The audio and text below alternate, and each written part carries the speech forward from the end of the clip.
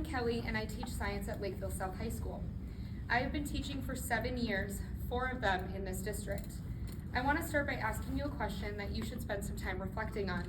How much is a child's education worth to you? I was raised by first-generation college students who came from low-income households. My father, who has a bachelor's degree, and my mother, who has a doctorate, valued every bit of education they had. All of my life they said, you can lose everything, but education is the one thing that can't be taken from you.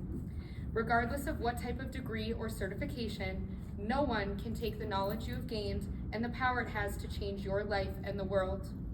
Because of this upbringing, I have always put a high value on education, and that is why I became a teacher and why I'm speaking to you today.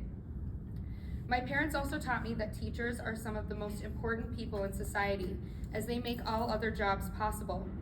Many people attribute this to the content that we teach to students, but every single educator knows that we do much more than that.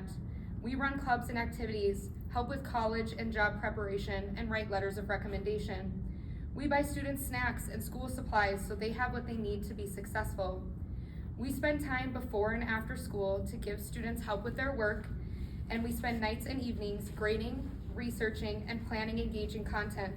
We celebrate our students' highs, and we help them through their lows, and we guide them as they go through the difficult process of growing up. Most of this is done outside of our contract hours and outside our school-funded budget, but we do it anyway, because we care about these kids. I put them before my own needs and relationships, and I would put their lives before mine if that horrifying scenario ever came to be. However, we cannot take care of these kids if we are not able to take care of ourselves.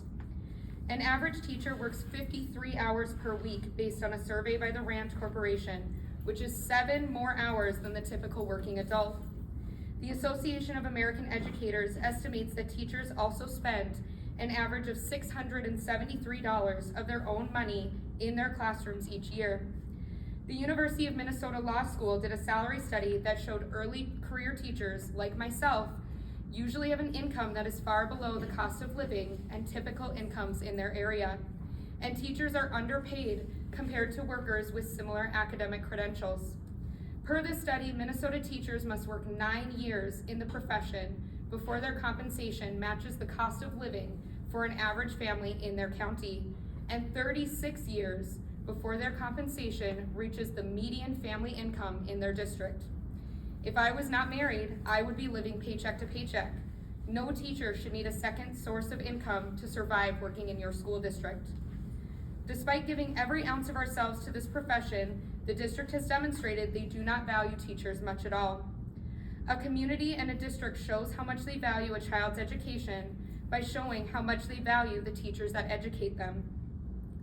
Parents, the district says that they value your child's education with a 1% quote-unquote raise for teachers, less than the rise in health insurance and inflation, and much less than surrounding districts.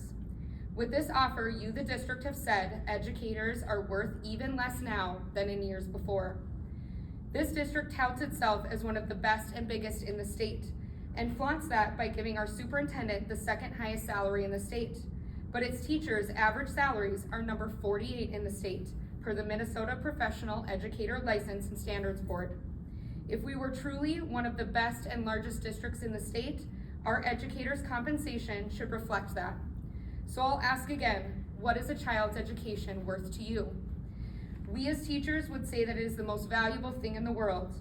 I hope you'll reflect and come back to the negotiations table with a more genuine offer, one that matches the worth of a child's education and the sacrifices every educator makes to provide that education to them. 30 seconds left. Thank you.